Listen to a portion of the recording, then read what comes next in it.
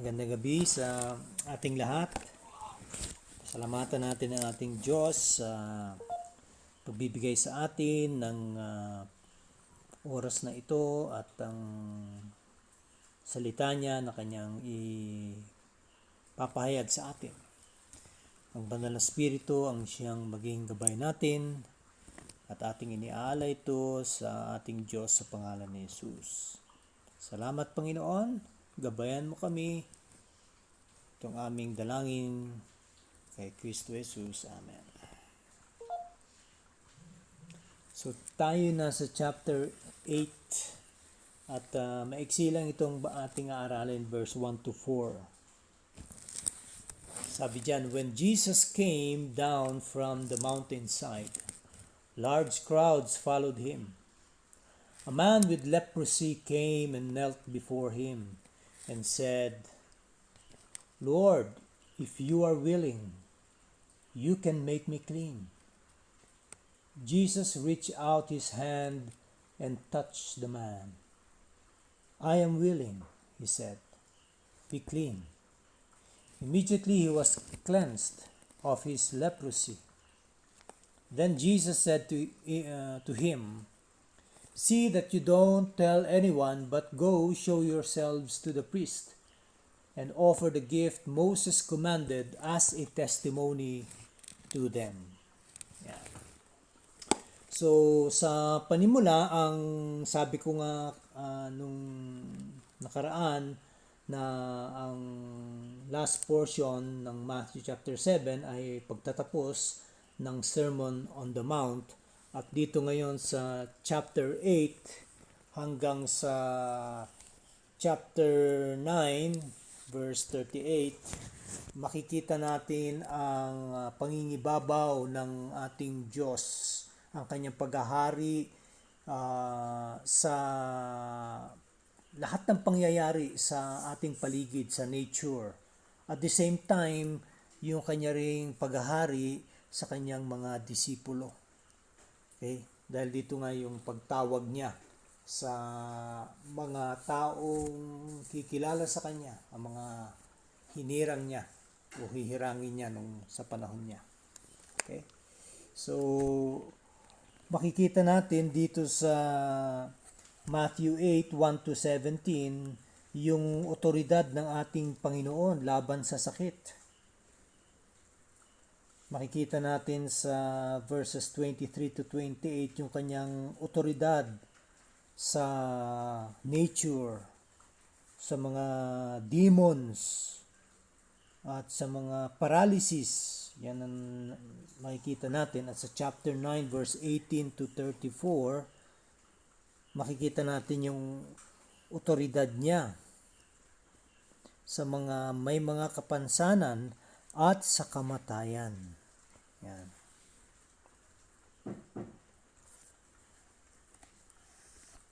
So, kahit ganun nga, ang ating nakikita rito, nabanggit ko nga kanina na hindi lang sa nature o sa mga sakit na siya may otoridad, pero kailangan din nating tanggapin, i-acknowledge na may karapatan ng ating Panginoon na mangibabaw o maghari sa atin. Okay? So, makikita natin gumawa ng maraming mga milagro ang ating Panginoon dito sa ating mga susunod na mga aralin. At uunahin ngayon natin itong otoridad ng ating Panginoon laban sa mga sakit. Sa verses 1 to 22. But verses 1 to 4 lang muna tayo ngayon. Okay. So bago natin panimulan, may idadagdag pa ako. Yung mga maraming ancient writers noon, hindi kagaya ng mga modern writers ngayon. Sila kapag sila'y sumulat at merong gusto silang ipabatid sa kanilang mga mambabasa, ay dahil sa sila'y may responsibilidad sa syusidad. Hindi kagaya ngayon, basta ang tao magsulat lang kahit ito'y paninira o Kahit ito'y walang katotohanan, susulat lang siya. Okay, pero noon talagang may concern sa society. So hindi nagsulat ang ating mga apostoles gaya ni si Mark. Si Mark kasi ang unang actually sumulat at sina Matthew at si Luke ay kumuha lang sa sulat ni Mark at kanilang in-expound pa ito. Yan. So, hindi lang sila interesado na ilista itong mga nagawa ng ating Panginoon kasi imposibleng malilista nila lahat ang ginawa ng ating Panginoon for that last 3 years of His existence here on earth. Yung start ng kanyang ministry. But bagkus, pumili lang ang mga apostol na to, lalo itong tinatawag nating synoptic gospel, si Matthew, si Mark at si Luke kasi parehas yung treatment nila pagdating sa kanilang panunulat, ano? Hindi kagaya ni John, medyo kakaiba dahil si John talagang yung binigyan niya ng diin is yung pagiging Son of God ng ating Panginoon. Talagang doon natin makikita kung sino ang ating Panginoong Hesus. So yung pagnanarrate ngayon ni Matthew dito sa mga kanyang pagpapagaling sa mga may sakit, ay ini-encourage niya ang kanyang mga mambabasa na sila na nananalangin dito sa Panginoon na ito sa kanilang mga pangangailangan sa present situation nila, whatever that may be, whether it be food, clothing, shelter, or even illness, nagde-demonstrate ng ability ng ating Panginoon na ma-meet, okay, maibigay sa atin yung ating mga pangangailangan. Lalo na nung panahon na siya'y naririto sa lupa. Yun ang gustong ipunto kasi si Matthew. Kailangan natin pag nag-aaral tayo ng salita ng Diyos, tinitingnan muna natin yung konteksto. Ano ba ang gusto niyang iparating dun sa kanyang mga mambabasa, yung kanyang audience noon. At paano ngayon natin i-relate ito sa panahon natin ngayon. Okay? So nung nandun, makikita talaga na napakaraming milagro ang ginawa ng ating Panginoon. Ngayon, bihira tayong makakita niyan. Pero sabi ko nga, hindi natin pwedeng ilagay sa karton ang ating Diyos sa sabihin, wala na. Noong unang panahon pa yan, ngayon hindi na nangyayari. Hindi natin pwedeng sabihin dahil miracles still do happen. Okay? And I want us to have that kind of faith and perception na sometimes ang mga tao, lalo sa Western world, dahil sila'y punong-puno na ng mga teknolohiya, ay kumbaga parang na isang tabi na lang nila ang mga ganitong bagay na hindi na ginagawa ng Diyos ang magmilagro. Meron at meron pa rin yan. Hindi natin may aalis yan. Okay? Hindi lang yung tinutukoy ko, yung milagro ng pagtawag sa atin na tayo nakakilala sa Panginoon. Definitely, that is a miracle in itself. But what I'm talking about is yung mga simpleng bagay, gaya ng halimbawa, may taong may sakit. Okay? Kung ito ay kaloob niya at sa ating kapapanalangin ay ibigay niya dahil sa kanyang mayamang awa at grasya at dahil sa meron siyang layunin, may gusto siyang ipakita, meron siyang gustong iparating sa atin at malaman natin at upang lalo pang kumapit tayo sa Diyos, pwede niyang gawin.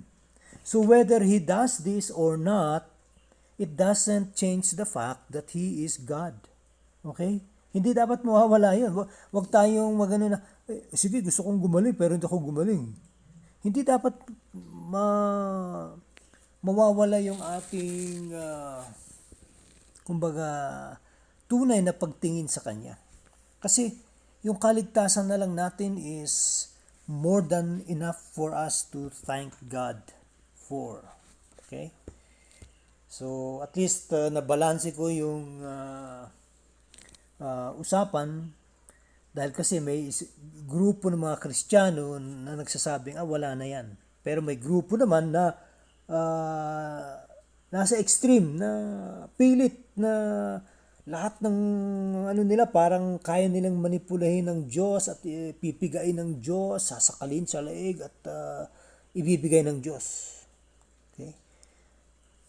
Yung kanilang kahilingan. Hindi naman po ganun. Tayo nasa gitna, balanse. Okay? Balanse lang po tayo. So ngayon, tayo ay maghuhukay sa salita ng Diyos at aaralin ngayon natin itong first four verses ng chapter 8. At dito makikita natin yung willingness ng ating Panginoong Hesus na pagalingin ang isang taong may sakit. At ang sakit pa niya ay ang sakit na leprosy. Okay? So marami tayong ngayon matututunan na mga lessons dito sa narrative na ito, sa kwentong ito, So, ito yung first extended healing miracle na sinulat ni Mateo. Kaya't dito bibigyan ngayon natin ng mas malalim na paghuhukay sa kanyang salita at makita natin na pagdating natin sa mga iba maaaring dadaan-daanan na lang natin, pero dahil nga ito ang una, marami na tayong mapupulot dito. So una sa verse 1 and 2, ang ating makikita rito is that yung may ketong, yung may leprosy, hindi niya kumbaga yung kanyang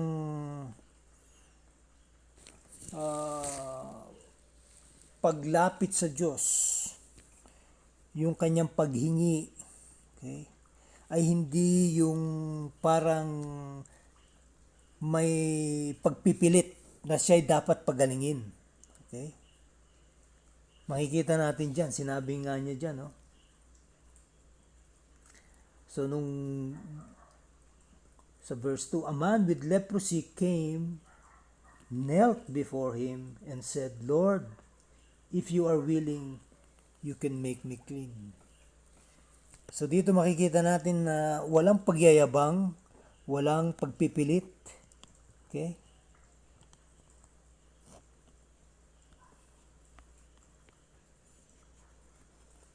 So, tayo minsan, manalangin, very passive yung ating pananalangin, parang babanggitin lang natin yung prayer pero bahala na, parang ganun. Parang wala tayong concern whether pakinggan ng Diyos ito o hindi. Okay? Pero yung leper, alam niya na meron siyang kondisyon. Alam niya na siya ay hirap sa kanyang kondisyon. At siya ay in a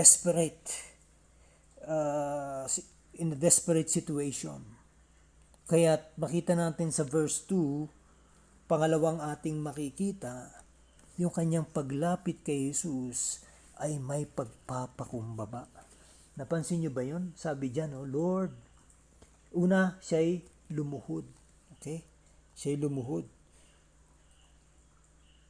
Pagpapakita ng respeto dun sa taong kaharap niya. Lalo ang mga Hudyo, alam nila yan na kapag ang isang tao ay lumuhod sa isang kapwa niya Hudyo, ibig sabihin na siya ay nagpapakumbaba. Na kanyang tinitingala ang taong ito. Maaring isang taong ito ay may posisyon sa lipunan at andun yung kanilang respeto. So hindi lang physical sign yung pagrerespeto ang ginawa ng leper na ito, itong may ketong, kanya ring ina-acknowledge na si Jesus ay may karapatan na mag-decide whether ibibigay niya doon sa taong may ketong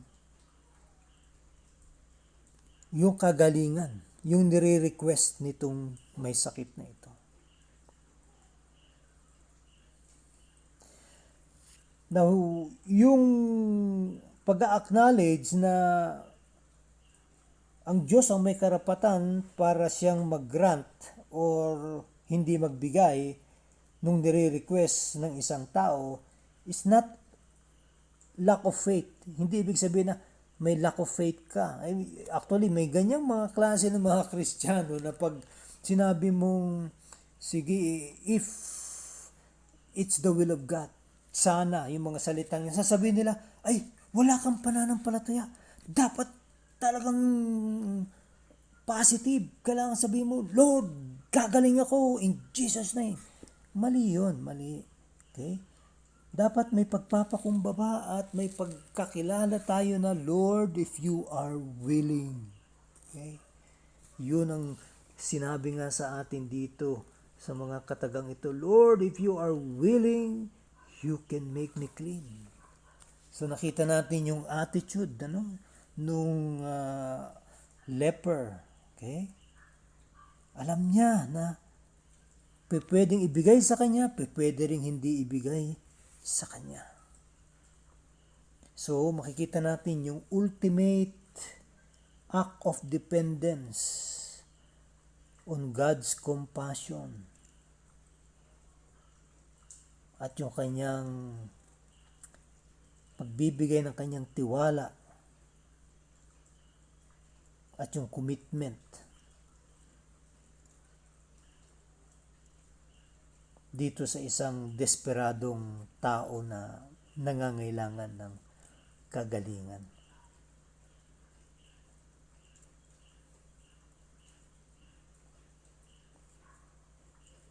Yan. So pangatlo na ating makikita rito, nasa verse 2 pa rin tayo, may pagtitiwala ang ketongin, yung leper, buo yung kanyang pagtitiwala sa kapangyarihan ng ating Panginoon. Sabi nga niya diyan, di ba? Lord, if you are willing, you can make me clean.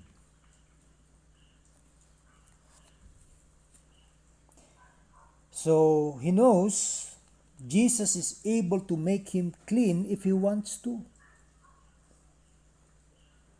Hindi niya sinasabi yung salitang if you are willing na parang pagsasabi na nagdududa ako na kaya mo, pero masaya ako kung magagawa mo sa akin. Pero hindi ganon. Ibig sabihin nun, talagang may pagkakilala siya kay Jesus sa kapangyarihan niya. Dahil maaring kanyang narinig ang mga ibang milagrong ginawa ng ating Panginoon. At ito ngayon, siya mismo nakaharap niya ang ating Panginoon.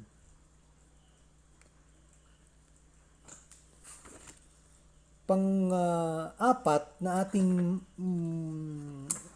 makikita na ito'y lesson para sa atin.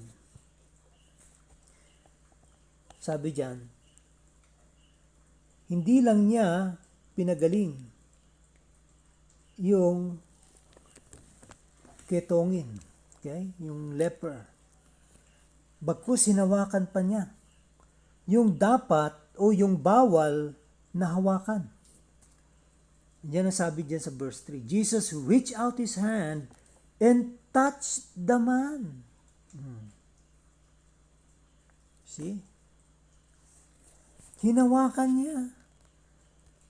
Sa Jewish tradition at sa batas, ating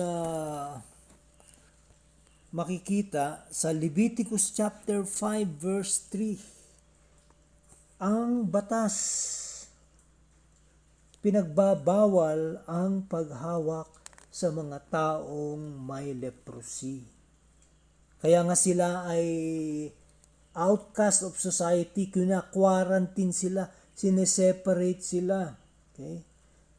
Alam naman natin yung mga taong may leprosy, hindi ba? May makikita mo yung skin nila, kakaiba, tapos yung minsan wala silang nararamdaman, tapos minsan na puputol na lang yung parte ng katawan nang hindi nila nalalaman. So, ibig sabihin sa mga Hudyo, kapag ikay nadikit sa isang unclean, at isa sa mga unclean ay ang mga may leprosy. Okay? Ikaw mismo ay magiging unclean. So, ibig sabihin yan na it is yung defilement.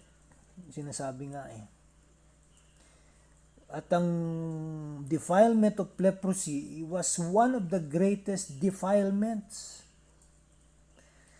Ibig sabihin yan na kapag ang isang leper pumasok halimbawa sa iyong bahay nung panahon ng mga Hudyo sa Old Testament, at maging sa New Testament, ang panahon ng ating Panginoong Hesus. Yung mga tao doon na nakatira sa buong bahay na yun, magiging unclean. Kaya tuloy, ikwa-quarantine kayo. Parang, para tuloy yung itong pandemic pag nagkaroon ng virus na COVID-19 ng isang pamilya, kina-quarantine yung buong bahay na yun. Ganyan na nangyayari. You are defiled. Sineseparate ka. Bakit? Kasi nga, nakakahawa ka. At sa kanila, hindi lang sa nakakahawa, hindi naman nakakahawa actually ito. Kumbaga, ang nangyayari is that nilagay nila sa batas yan dahil nga ang pagiging may sakit ng leprosy ay parang isang curse. Ayan. Kaya't parang ganun ang dating yan. Kaya't kapag ikaw ay nakahawak doon sa taong may leprosy, halos 1 week. Hindi ka muna pwedeng makasama ng mga Hudyo. Hindi ka pwedeng manambahan. Okay? Kasi 1 week. Ayan ang quarantine period mo. Kaya't dito makikita natin, hindi maliit na bagay para kay Jesus na magkaroon siya ng awa na kailangan pa niyang hawakan yung tao. Ngayon, yung paghawak ng ating Panginoon sa taong may sakit na yon does not undermine the law of Moses. Hindi niya sinasalungat. Okay? Bagkus kanyang tinutupad yung layunin dahil binibigyan niya ng paglilinis yung tao. Okay? Yung cleansing. Naaral natin to sa Matthew chapter 5. Yung Sermon on the Mount. At makikita natin doon yung fulfillment of the law na sinasabi niya diyan. Do not think that I have come to abolish the law of the prophets. I have not come to abolish them but to fulfill them. So nung lumang tipan, ang mga taong ketongin outcast, pero dito nung dumating ang Panginoon, binigyan niya ng kalinisan, paglilinis at kagalingan ang mga ketongin pagpapatunay na siya yung pangako ng Diyos na one day lilinisin niya ang mga taong hihirangin niya. Hindi lang external na paglilinis, hindi lang yung pagpapagaling sa mga ketongin, pero yung puso mismo nila babaguhin niya. At yun, babalik tayo dun sa ating mga tinuturo sa Jeremiah 31 to 34, that I will make it new covenant with the tribe of Israel and the tribe of Judah. Okay? Ito yung the new covenant in my blood. Yung pagdating ng Messiah, nakasagutan ng lahat, maging sila na mga nasa lumang tipan at yung mga taong nasa panahon ni Jesus sa bagong tipan at hanggang sa ngayon sa ating kapanahunan, makikita natin na si Jesus ang kasagutan ng lahat ng ito. So, yan yung ating nakita. So, 1, 2, 3, 4. Panglima. Ang sabi dyan, sa verse 3 pa rin, Jesus wants to make the man whole. Ibig sabihin, gusto niyang pagalingin. Dahil ang sabi niya dyan, I am willing, he said. Be clean. And immediately, he was cleansed of his leprosy. Okay? So, dito natin makikita na itong verse 3,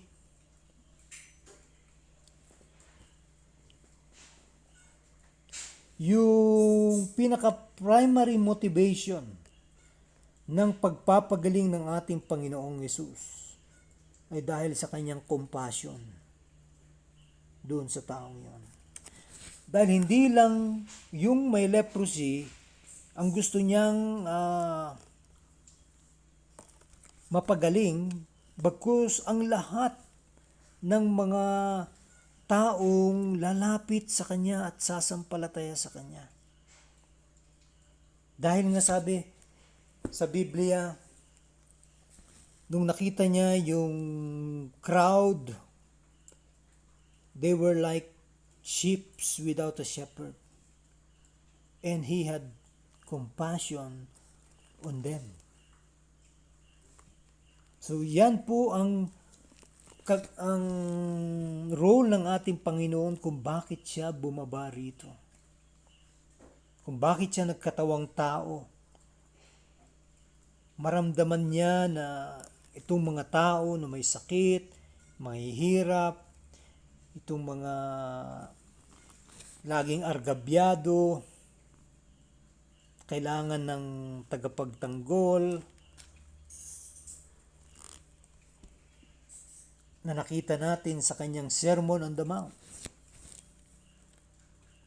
Pagpapatunay na meron siyang layunin sa kanyang pagbaba dito sa lupa.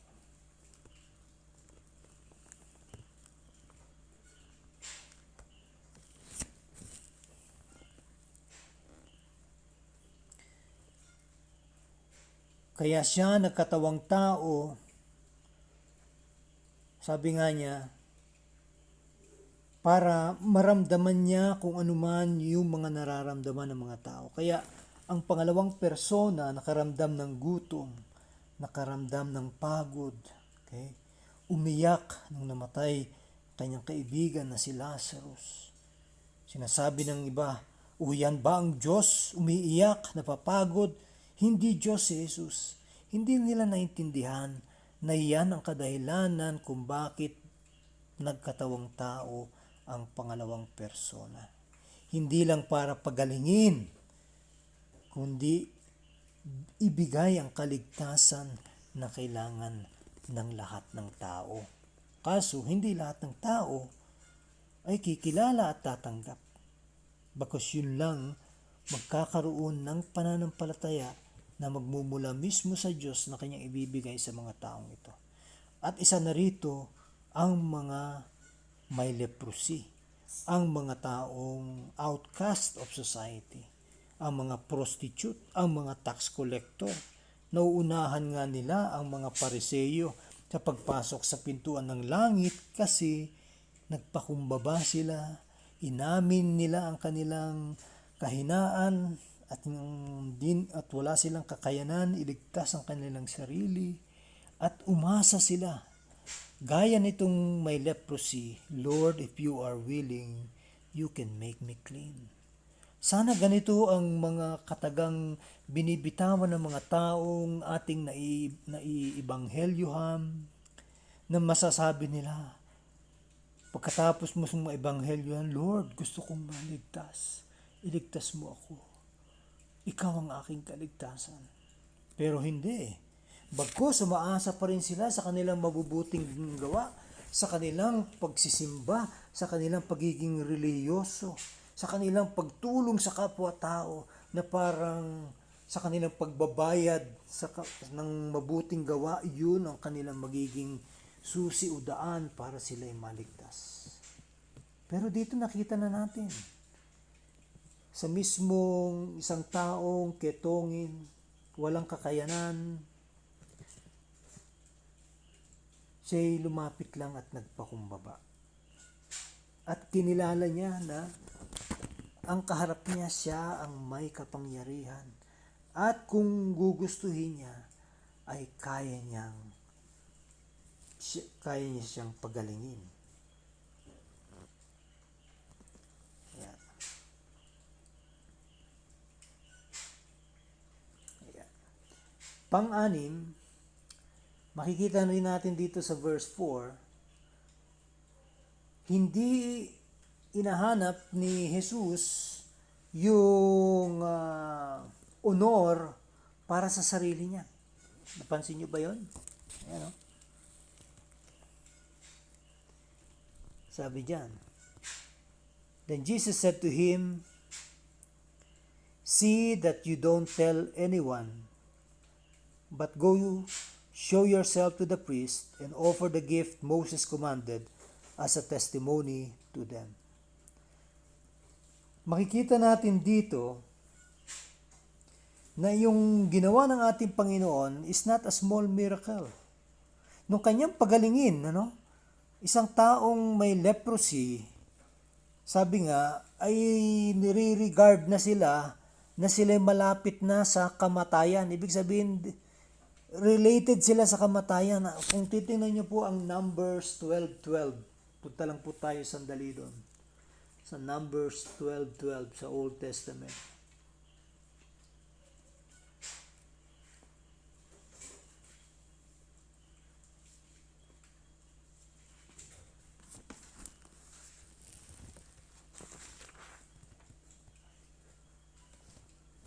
Sabi diyan,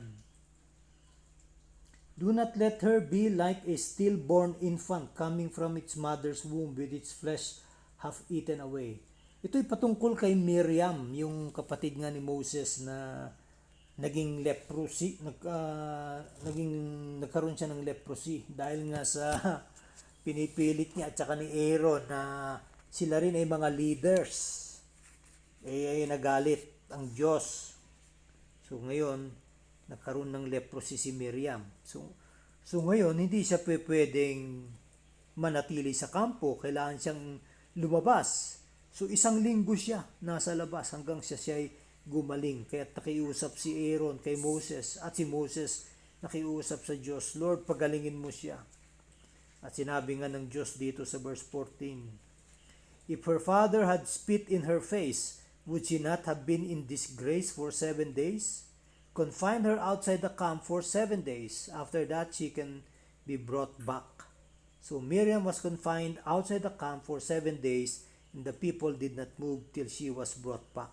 So yung salitang yun na, do not let her be like a stillborn infant coming from its mother's womb with its flesh half eaten away. Parang kapapanganak pa lang may leprosy na. Ibig sabihin, naku, mamamatay ang taong ito. Okay? Ganun ang relationship ng leprosy. Okay? Makikita nyo rin yan sa 2 Kings 5:7. At yun naman paglilinis na ginawa sa ketongin na ito ay masasabi natin na ito'y malapit sa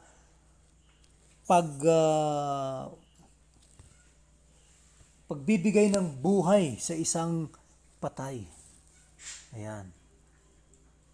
At yan makikita natin nga dun sa kwento ni si Naaman. Okay? Yung si Naaman ay isang kumbaga commander ng sundalo ng bayan ng Aram na kalaban ng Israel. At itong may leprosy na general na si Naaman, sabi niya mayroon silang nahuling isang Israelitang babae at nabanggit nga ng Israelitang babae na ay kung nasa Israel ka may pwedeng magpagaling sa iyo. At true enough, to make the long story short, pumunta siya, binigay yung sulat dun sa hari ng Israel, nagalit yung hari. Anong tingin nitong mga taga-Aram, itong hari ng Aram, na pinadala niya itong general na to, na ako ay Diyos, na ako'y kayang magpagaling, kaya kong magbalik ng buhay ng isang galing sa patay. Pero nung nalaman ito ni si Samuel o si Elisha ba? Hindi ko na ano yung kwento. Biglang sinabi na, sige, papuntahin mo rito. At ako na ang mag-aano sa kanya. Kakausap. At yun na nga, nakausap niya at sinabi nga nitong propeta ng Diyos, sige, maglublob ka doon sa tubig ng sa Jordan. Sabi ni Naaman, ganun lang. Maglulublob ako napakarami namang ilog sa amin na mas magaganda pa kaysa mga ilog ng Israel. Bakit ako lulublob doon? Yan. Pero yun nga si Elisha. Si Elisha ang yung prophet na sa aking sinasabi. Pero nung sinabihan siya nung kanyang tauhan, sumunod ka na lang dahil propeta yan ng Diyos. At nung sumunod siya, naglublob siya 7 beses doon sa ilog sa Jordan, ay gumaling nga siya. At dito, nagpakumbaba siya, bumalik siya doon sa propetang si Elisha. At sabi niya, ito mag-alay ako sa iyo, bigay ko ganito, ganyan. Hindi ako nagpapabayad, sabi ni Elisha. O sige, kung hindi ka magpapabayad, sabi niya, ako'y babalik sa aking bayan at ako'y sasamba na sa tunay na Diyos, sa Diyos ng Israel at hindi na sa Diyos namin. Pero sana patawarin ako ng Diyos kung sakaling makita man ng Diyos ako na biglang lumuhod yung aking boss, yung aking hari, doon sa Diyos-Diyosan nila. Isa na makita ng Diyos na si Yahweh ang aking puso, na dahil ako ay sasandalan ng hari sa kanyang pagluhod doon sa kanilang Diyos-Diyosan, na sana ako ay mapatawad ng Diyos. At sinabi ni Elisha, go in peace. At ibig sabihin nun na ang Diyos, ang tinitingnan niya ay ang puso ng tao at hindi yung physical na gawa. Ayan. So makita natin na may pinagaling din ng Diyos doon, si Naaman nga, at dito nakita natin na yung honor ay hindi binigyan ng pansin ni Jesus, bagkus ang gusto niyang maipakita rito is that pinagaling na kita, ikay humayo na, ikay magpasalamat, at ito pa panghuli, magpakita ka doon sa mga nagpapatupad ng batas. At dito sabi nga, ino-honor pa rin ng ating Panginoon nung siya dito sa lupa ang batas ni Moses. Okay? Makikita natin yan sa Sa Matthew 5:17-20, yun nga, na I did not come to abolish the law but to fulfill them. So dito makikita natin na yung batas na yan na tinutukoy sa Old Testament ay nasa Leviticus 14:1-19, na ang isang taong may leprosy at siya ay gumaling ay kailangan magpakita sa mga saserdote upang mahusgahan kung tunay nga siyang gumaling. At para siya ay bigyan ng certificate o ng at least bendisyon na oo, ikay magaling na. Yan. So, dito makikita natin, mag-o-offer ng sacrifice ang mga may leprosy na gumaling. At yun na nga ang pinapagawa ng ating Panginoon dito sa may leprosy na tao. So dito hindi kinukuha ni Jesus yung credit sa mga miracle. Pero yung kanyang pananampalataya mismo rin sa batas, yun ang kanyang pinapauna kaysa sa kanyang personal na prohibition laban sa kanyang paglalahad ng kanyang gawa. So hindi niya pinagyayabang yung kanyang gawa. Pwede naman niyang sabihin na ibabandera niya, ipoproklama niya, ako ang tagapagpagaling, ako ang Mesaya. Makikita natin, Panginoon, hindi niya sinasabi yan. Kaya nga, dito natin makokonfront yung mga tao nagsasabing, hindi naman Diyos si Kristo kasi wala naman siya sinabing, ako ay Diyos. Kasi nga, hindi yun yung role niya. Hindi yun yung kanyang ipoproklama. Ang ipoproklama niya is yung kaharian ng Diyos. Ayan. Kaya dito makikita natin, dahil hindi pa siya namamatay sa krus, hindi pa siya nabuhay na maguli, kaya't sila ay nandun pa rin sa konteksto nung pagsunod sa batas ni Moises. Pero nung kanyang nagawa na yung kaganapan na yan, yung kanyang pagkapako sa krus, pagkamatay at pagkabuhay na maguli, ay kanya nang finulfill ang batas ni Moises. Kaya't ang mga tao ngayon, pagkatapos na nung kamatayan ng ating Panginoong Hesus, ay hindi na kinakailangan magkatay ng hayop para ialay sa altar o sa templo. Okay?